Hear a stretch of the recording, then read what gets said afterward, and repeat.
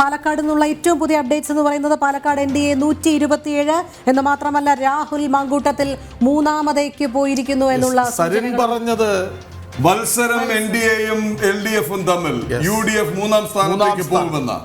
അതായത് സുരേന്ദ്രന്റെ Facebook post ഒരിക്കൽ കൂടി സംഭവിച്ചാൽ സരിന്റെ സ്ഥാനാർത്ഥിത്വം ഇടതിന് വലിയ നേട്ടമായി ഉയർത്തി കാണിക്കാൻ പറ്റും. മാത്രമല്ല സരിൻ എന്ന വ്യക്തിക്ക് രാഹുൽ മാങ്കൂട്ടത്തിൽ ഷാഫി പറമ്പിലിന്റെ സ്ഥാനാർത്ഥിയാണ് എന്ന് ആവർത്തിച്ചു പറഞ്ഞതിന്റെ ഗുണം കിട്ടിയെന്നും നമ്മൾ ഉറപ്പിക്കേണ്ടി വരും. ഏതായാലും മാങ്കൂട്ടത്തിൽ ഒരിക്കൽ കൂടി രണ്ടാം സ്ഥാനത്ത് എത്തിയിരിക്കുന്നു. ഏതായാലും നമുക്ക് ഓർത്തെടുക്കേണ്ടത് വോട്ടെടുപ്പ് കഴിഞ്ഞ നിമിഷങ്ങളിൽ BJP സംസ്ഥാന അധ്യക്ഷൻ K. സുരേന്ദ്രന്റെ ആ ഫേസ്ബുക്ക് പോസ്റ്റാണ്. വടക്കുംനാഥനിൽ നിന്ന് വിശാലാക്ഷി സമേത വിശ്വനാഥനും. ഇനി അത് ശരിയായോ എന്നറിയാൻ ഉള്ള നിമിഷങ്ങളാണ് നമ്മുടെ മുന്നിൽ. 127 വോട്ടിന് C. കൃഷ്ണകുമാർ മുന്നിട്ട് നിൽക്കുന്നു. പാലക്കാട് നിയമസഭാ ഉപതെരഞ്ഞെടുപ്പിലെ ആദ്യ ഫലസൂചനകൾ, പോസ്റ്റൽ വോട്ടിന്റെ ഫലസൂചനകൾ C. കൃഷ്ണകുമാറിനൊപ്പം രോഹിണി കൃഷ്ണരാജ്. ഇപ്പോൾ നമ്മൾ ഈ കാണുന്ന 5ഉം 10ഉം വോട്ടിന്റെ ഈ ഒരു വ്യത്യാസം എന്ന് പറയുന്നത് പോസ്റ്റൽ വോട്ട് ആയതുകൊണ്ടാണ്. ഇനി അങ്ങോട്ട് വോട്ടിംഗ് മെഷീനുകൾ തുറന്നു കഴിഞ്ഞാൽ അത് തുറന്നുകൊണ്ടേ ഇരിക്കുകയാണ്. അതിലെ ഫലസൂചനകൾ വരുമ്പോൾ വളരെ വേഗത്തിലാകും അപ്ഡേറ്റ്സ് വരിക, വളരെ വേഗത്തിലാകും സൂചനകൾ വരിക. 9 മണിയോടെ കൃത്യമായ സൂചനകൾ എങ്ങോട്ടാണ് പോകുന്നതെന്ന് അറിയാൻ പറ്റും. അപ്പോഴും കാത്തിരിക്കേണ്ടി വരും. കാര്യം ആദ്യം എണ്ണുക മുനിസിപ്പാലിറ്റിയാണ്. മുനിസിപ്പാലിറ്റി എന്ന് പറയുന്നത് BJPയുടെ കോട്ടയാണ്. കഴിഞ്ഞ തവണ 7000-ഓളം വോട്ടുകൾക്ക് നഗരസഭാ പരിധിയിൽ NDA സ്ഥാനാർത്ഥി മുന്നിലായിരുന്നു എന്ന കാര്യം മറക്കരുത്. അതുകൊണ്ട് തന്നെ അവിടെ വലിയ ലീഡ് 7000 അല്ല അതിനപ്പുറം. കാരണം നഗരസഭയുടെ അധ്യക്ഷനായിരുന്ന ഒരാൾ നഗരസഭയിൽ കോട്ടകളിൽ ചെന്ന് അവിടെ സ്ഥാനാർത്ഥികളെ പരാജയപ്പെടുത്തിയാൽ, കോൺഗ്രസിന്റെ നഗരസഭാ അധ്യക്ഷനെ അയാളുടെ കോട്ടയിൽ ചെന്ന് തോൽപ്പിച്ചയാൾ, അതാണ് C. കൃഷ്ണകുമാർ. അങ്ങനെ വ്യക്തിപ്രഭാവം രാഷ്ട്രീയത്തിൽ കൊണ്ടു നടക്കുന്ന, അതിലൂടെ നിരവധി പേരുടെ സ്നേഹം ഏറ്റുവാങ്ങുന്ന ജനകീയനായ ഒരു നേതാവാണ് BJPയുടെ സ്ഥാനാർത്ഥി, NDAയുടെ സ്ഥാനാർത്ഥി എന്ന് നമ്മൾ മറക്കരുത്. അതുകൊണ്ട് തന്നെ സ്വാഭാവികമായും 10,000-ലേറെ വോട്ടിന്റെ ലീഡ് നഗരസഭാ പരിധിയിൽ BJP കുറഞ്ഞത് പ്രതീക്ഷിക്കുന്നുണ്ട്. അത് നേടാനായാൽ ഒരുപക്ഷെ മറ്റിടങ്ങളിലെ പോളിംഗ് കുറവ് BJPയെ സഹായിക്കാൻ സാധ്യതയുണ്ട്. കാര്യം 12-13% പോളിംഗ് ആണ് UDFന്റെ ശക്തി കേന്ദ്രങ്ങളിൽ ഉണ്ടായിരിക്കുന്നത് എന്നത് NDAക്ക് നൽകുന്ന ആത്മവിശ്വാസം ചെറുതല്ല. സരിന് നൽകുന്ന ആത്മവിശ്വാസവും ചെറുതല്ല. കാരണം സരിൻ ആഗ്രഹിക്കുന്നത് ഒരുപക്ഷെ മാങ്കൂട്ടത്തിലിന്റെ തോൽവിയായിരിക്കുമെന്ന കാര്യത്തിൽ തർക്കം വേണ്ടതാണ്. കാരണം സരിൻ എന്നുള്ള വ്യക്തിക്ക് രാഷ്ട്രീയ ഭാവി ഉറപ്പാക്കേണ്ടതും ആ ഒരു സാഹചര്യത്തിൽ കൂടി മാത്രമായിരിക്കണം. ശരി, 133 വലിയ സൂചന മഹാരാഷ്ട്രയിൽ നിന്ന്. BJPയുടെ ലീഡ്, BJP സഹിക്കുന്ന മഹായുതിയുടെ ലീഡ് 63-ലേക്ക്. അതായത് മഹാവികാസ് അഘാഡി 4 സീറ്റുകൾ കൂടി മുന്നിലെത്തുമ്പോൾ മറുവശത്ത് 13 സീറ്റുകളിൽ മഹായുതി സഖ്യം മുന്നേറുന്നു. ജാർഖണ്ഡിലേക്ക് വന്നാൽ 20-21 20 BJP സഖ്യം, JMM കോൺഗ്രസ് സഖ്യം 21 എന്നാണ്. അരുണാലത്തൂർ ലീഡ് നില ക്രമാനുഗതമായി തന്നെ ഉയർത്തുകയാണ്. പക്ഷേ ഇത് പോസ്റ്റൽ വോട്ടുകളാണ്, ആദ്യഘട്ടമാണ്. പോസ്റ്റൽ ബാലറ്റുകൾ എണ്ണുമ്പോൾ 131 വോട്ടിന് BJP സ്ഥാനാർത്ഥി മുന്നിൽ. അല്ലെ അരുൺ? തീർച്ചയായും പ്രദീപ് പിള്ള, പോസ്റ്റൽ വോട്ടുകളുടെ എണ്ണുന്നത് പുരോഗമിക്കുമ്പോൾ BJP NDA ലീഡ് ചെയ്യുന്ന കാഴ്ച തന്നെയാണ് കാണാൻ സാധിക്കുന്നത്. കഴിഞ്ഞ തവണയും സമാനമായി തന്നെയായിരുന്നു മെട്രോമാൻ ഈ പോസ്റ്റൽ വോട്ടുകൾ എണ്ണി തുടങ്ങിയപ്പോൾ മുതൽ തന്നെ മുന്നിട്ട് നിൽക്കുന്ന സാഹചര്യമായിരുന്നു. ഇപ്പോഴേതായാലും C. കൃഷ്ണകുമാറും മുന്നിട്ട് നിൽക്കുന്നു എന്നുള്ളത് തന്നെയാണ്. 100-ലേറെ വോട്ടുകൾ കടന്ന് ഈ ഒരു പോസ്റ്റൽ വോട്ടുകളുടെ എണ്ണത്തിൽ തന്നെ മുന്നിട്ട് നിൽക്കുന്ന കാഴ്ച തന്നെയാണ് കാണാൻ സാധിക്കുന്നത്. ഇനിയിപ്പോൾ പോസ്റ്റൽ വോട്ടുകളുടെ എണ്ണം അത് അവസാന ഘട്ടത്തിലേക്ക് കടക്കുകയാണ്. ഇനിയിപ്പോൾ EVM-കളാണ് അടുത്തത് എണ്ണാനായിട്ടുള്ളത്. അത് കൃത്യം ഒരു 8:45 തന്നെ EVM എണ്ണിത്തുടങ്ങും. ആ EVM എണ്ണിത്തുടങ്ങുമ്പോൾ അതിൻ്റെ ആ സമയത്തുള്ള ലീഡ് എത്രത്തോളം ആയിരിക്കും എന്നുള്ളതാണ് അടുത്ത ആകാംക്ഷാഭരിതമായി എല്ലാവരും ഉറ്റുനോക്കിക്കൊണ്ട് നിൽക്കുന്നത്. EVM-ൽ പാലക്കാട് നഗരസഭയിലെ വോട്ടുകളാണ് ആദ്യം എണ്ണുക. പാലക്കാട് നഗരസഭയിൽ BJP എത്ര ലീഡ് പിടിക്കും എന്നുള്ളത് തന്നെയാണ് ഏറ്റവും ആകാംക്ഷാഭരിതമായി എല്ലാവരും നോക്കിക്കാണുന്നത്. അത് തന്നെയാണ്. നഗരസഭയിൽ മാത്രം കഴിഞ്ഞ തവണ 6000-ഓളം വോട്ടുകൾ BJPക്ക് ലീഡ് ചെയ്യാൻ കഴിഞ്ഞിരുന്നു.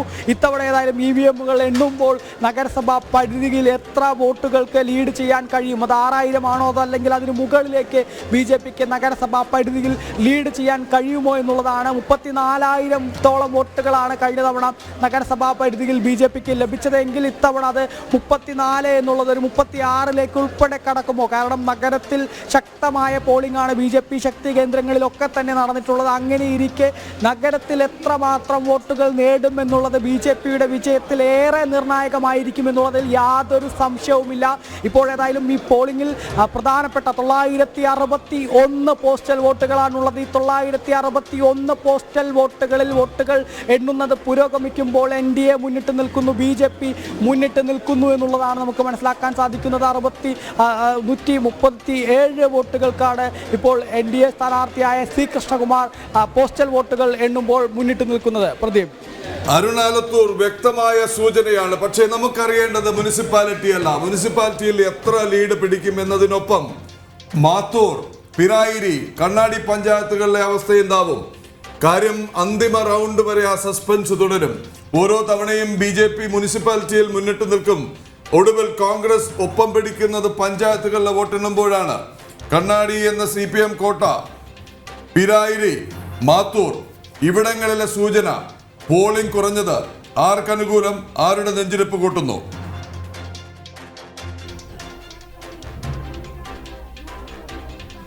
ഈ പഞ്ചായത്തുകളും തന്നെയാണ് നിർണായകമായിട്ടുള്ള ഘടകം. അതിൽ ഈ നഗരസഭയിൽ എത്ര വോട്ട് നേടുന്നു, നഗരസഭയിൽ BJP മുന്നിട്ട് നിൽക്കും എന്നുള്ളതിൽ യാതൊരു തർക്കവുമില്ല. പക്ഷേ നഗരസഭയിൽ BJP എത്ര വോട്ടുകൾ ലീഡ് ചെയ്യും എന്നുള്ളതാണ് ഏറ്റവും പ്രധാനപ്പെട്ട കാര്യം. അത് ഞാൻ നേരത്തെ പറഞ്ഞതുപോലെ 6000-ഓ അതിൽ മുകളിലോ കടക്കുകയാണെങ്കിൽ പിന്നെ BJPക്ക് തിരിഞ്ഞു നോക്കേണ്ട ആവശ്യം ഉണ്ടാവില്ല എന്ന് തന്നെ നമുക്ക് ഏറെക്കുറെ ഉറപ്പിക്കാൻ നഗരസഭയിലെ വോട്ടുകൾ എണ്ണുമ്പോൾ സാധിക്കും എന്നുള്ളതാണ്.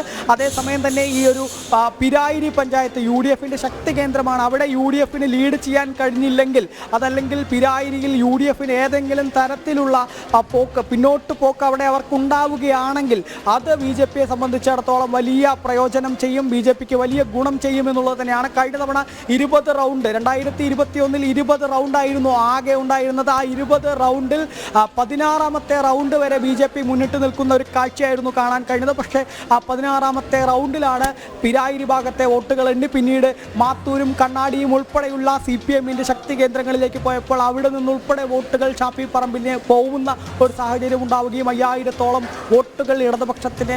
അരുണാലത്തൂരിലേക്ക് വരാം. ഗൗതം അനന്തനാരായണന്റെ അപ്ഡേറ്റ്സ് വരുന്നുണ്ട്. മഹാരാഷ്ട്ര, ജാർഖണ്ഡ്, UP. മഹാരാഷ്ട്ര BJP സഖ്യം 77 സീറ്റിൽ മുന്നിൽ, കോൺഗ്രസ് സഖ്യം 50 സീറ്റിൽ മുന്നിൽ. BJP സഖ്യം 77 സീറ്റിൽ മുന്നിൽ, കോൺഗ്രസ് സഖ്യം 50 സീറ്റിൽ മുന്നിൽ. ജാർഖണ്ഡ് ഇപ്പോഴും ഒപ്പത്തിനൊപ്പം 20-21. ഒപ്പം UPയിൽ നടന്ന ഉപതെരഞ്ഞെടുപ്പുകളുടെ ആദ്യ ഫലസൂചനകളും BJPക്കൊപ്പം. ഗൗതം അനന്തനാരായണൻ 9 സീറ്റിലെ ഫലസൂചന വരുമ്പോൾ 6 സീറ്റിൽ BJP മുന്നിട്ട് നിൽക്കുന്നു അല്ലേ? UPയിലെ ഉപതെരഞ്ഞെടുപ്പിൽ പോലും രാജ്യമാകെ കാണുന്ന പ്രവണത. മഹാരാഷ്ട്രയിലെ സ്പ്ലിറ്റ് അപ്പ് 77 സീറ്റിൽ മഹായുതി മുന്നിൽ, BJP 42, ശിവസേന ഷിൻഡെ വിഭാഗം 20, NCP അജിത് പവാർ വിഭാഗം 15. കോൺഗ്രസ് നയിക്കുന്ന സഖ്യത്തിൽ കോൺഗ്രസിന് 26, ഉദ്ധവ് താക്കറെ നയിക്കുന്ന ശിവസേനയ്ക്ക് 15, ശരത് പവാറിന്റെ NCPക്ക് 9. 77-50 288 അംഗ നിയമസഭയിൽ ഭൂരിപക്ഷം എന്ന മാജിക് നമ്പറിൽ 145 സീറ്റാണ് വേണ്ടത്. കൃഷ്ണരാജ്, കൃത്യമായ സൂചനയല്ലേ? ഒപ്പം ജാർഖണ്ഡ് നമ്മെ വെല്ലുവിളിക്കുന്നു. യെസ്, 77 സീറ്റുകളിൽ മഹാരാഷ്ട്രയിൽ BJP സഖ്യം മുന്നിലാണ്, 50 കോൺഗ്രസ് സഖ്യം മുന്നിലാണ്. ജാർഖണ്ഡിലേക്ക് വന്നാൽ 2 സീറ്റുകളുടെ വ്യത്യാസത്തിൽ JMM കോൺഗ്രസ് സഖ്യം മുന്നിലാണ്, 25 BJP സഖ്യം, JMM സഖ്യം 27. കൃഷ്ണരാജ്, ഒരു നിമിഷം പാലക്കാട് NDA 160ലേക്ക് എത്തിയിരിക്കുകയാണ്. ക്രമാനുഗതമായി ഇങ്ങനെ BJPയുടെ വോട്ടിംഗ് നില ഭദ്രമാക്കി മുന്നോട്ട് പോയിക്കൊണ്ടിരിക്കുകയാണ്.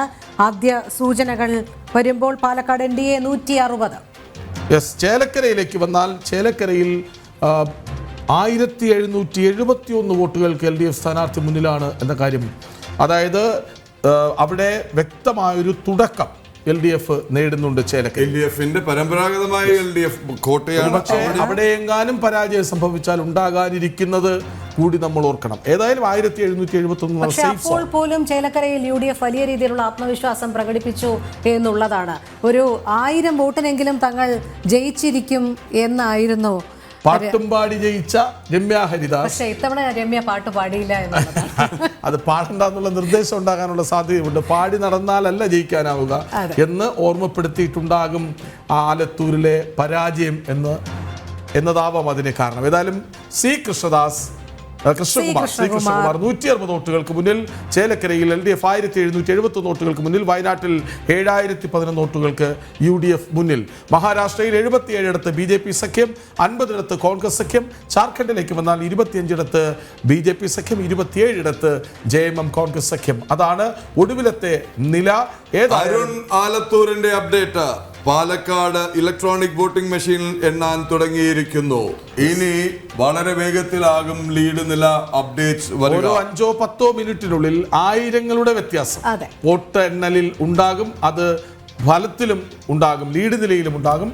ഏതായാലും ഹോം പോസ്റ്റൽ വോട്ട് അടക്കം എണ്ണുമ്പോൾ കൃഷ്ണകുമാറിന് മേൽക്കൈ ഉണ്ടാകുന്നുവെങ്കിൽ അതൊരു സൂചനയാണ്, സംശയമില്ല. സാധാരണ തപാൽ വോട്ടുകൾ മാത്രമായത് മാറുമ്പോൾ ഇടതിനാണ് കൂടുതൽ മുൻതൂക്കം കിട്ടിയിരുന്നത്. പക്ഷെ വീടുകളിൽ പോയി വോട്ടിടുന്ന രീതിയിൽ ഈ ഒരു ലീഡ് നില കൃഷ്ണകുമാർ നേടാനാകുന്നുവെങ്കിൽ അതൊരു ശുഭസൂചനയാണ് എന്ന കാര്യത്തിലും സംശയം വേണ്ട.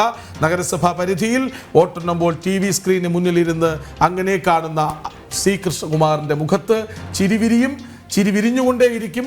അത് മറ്റു പഞ്ചായത്തുകളിൽ പോകുമ്പോഴും നിലനിർത്താനായാൽ ചിരിയാവില്ല വിരിയുക, താമരയാകും വിരിയുക. കണ്ണാടിയിൽ തെളിയുകയെന്ന്. CPM-ന്റെ ശക്തി കേന്ദ്രങ്ങളുണ്ട്. അവിടെ 8.13% പോളിംഗ് കുറവാണ് എന്നത് സരിന്റെ നെഞ്ചെടുപ്പും കൂട്ടുന്നുണ്ട്. യെസ്. മഹാരാഷ്ട്ര 77-50. ഗൗതം അനന്തനാരായണൻ ഉണ്ടെങ്കിൽ മഹാരാഷ്ട്രയിൽ കൃത്യമായ കുതിപ്പ് 91-65. വലിയ മുന്നേറ്റം. ഗൗതം 91 BJP സഖ്യം. ഗൗതമിലേക്ക് വരാം. നമ്മൾ വീണ്ടും പാലക്കാടേക്ക് പോവുകയാണ്. പാലക്കാട് NDA 160. എന്തായാലും ഇനിയിപ്പോൾ EVM മെഷീനുകൾ 162 ഉയർത്തുന്നു NDA സ്ഥാനാർത്ഥി പാലക്കാട് കൃഷ്ണകുമാർ. നോക്കൂ, ഭാരതത്തിന്റെ മെട്രോമാന് നേടാനാവാതെ പോയത് പാലക്കാടിന്റെ സ്വന്തം ചെയർമാന് നേടാനാകുമോ എന്നതാണ് ചോദ്യം. 162 വോട്ടുകൾക്ക് പാലക്കാട് NDA സ്ഥാനാർത്ഥി കൃഷ്ണകുമാർ മുന്നിൽ. 1771 വോട്ടുകൾക്ക് ചേലക്കരയിൽ LDF സ്ഥാനാർത്ഥി മുന്നിൽ. 19,013 വോട്ടുകൾക്ക് UDF സ്ഥാനാർത്ഥി വയനാട്ടിൽ മുന്നിൽ. മഹാരാഷ്ട്രയിലേക്ക് വന്നാൽ വലിയ കുതിപ്പ്. എക്സിറ്റ് പോളുകൾ പ്രവചിച്ചതിന് സമാനമായ ഒരു മുന്നേറ്റം BJP നടത്തുന്നു. 91 BJP സഖ്യം മുന്നിൽ, 65 കോൺഗ്രസ് സഖ്യം മുന്നിൽ. ജാർഖണ്ഡിലേക്ക് വന്നാൽ BJP സഖ്യം 25, കോൺഗ്രസ് JMM സഖ്യം 27, മറ്റുള്ളവർ 1 എന്ന നിലയിലാണ്.